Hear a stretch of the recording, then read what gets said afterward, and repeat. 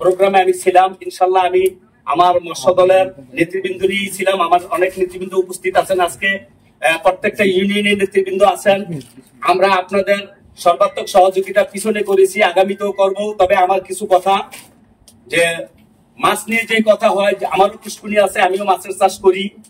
তবে যদি প্রতি মাসে মাসে মৎস্য চাষীদেরকে আপনারা ট্রেনিং এর ব্যবস্থা করেন, তাহলে আমরা সবাই মাছ সম্বন্ধে অনেক কিছু জানবো, অনেক কিছু বুঝবো। আর বিশেষ করে গত বছর আশরাফুল স্যার আমাদেরকে নিয়ে এই জাটকা যেই নিগম, সেটার সাথে আমাদের সম্পৃক্ত করেছিলেন। আমরা প্রত্যেকটা মুহূর্তে কোস্টগার্ডের সাথেও ছিলাম, স্যারের সাথেও ছিলাম। আমরা সেই প্রোগ্রাম সফলভাবেই সম্পূর্ণ করেছি। টুকিটাকি কিছু সমস্যা হয়েছে এবং বাগানে মাছ বিক্রি করেছে, ওইটা সেটা করেছে, তারা সেটা সফলভাবে শেষ করেছে।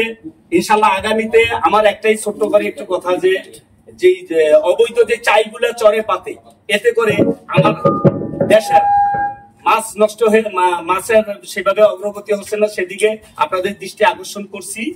আর আমরা ইনশাল্লাহ আপনারা আমাকে এবং আমার দলকে যখনই রাখবেন, আমরা আপনাদের সর্বাত্মক সহযোগিতা করবো, এই বলি আমি আমার সংক্ষিপ্ত বক্তব্য শেষ করলাম। আসসালামু আলাইকুম।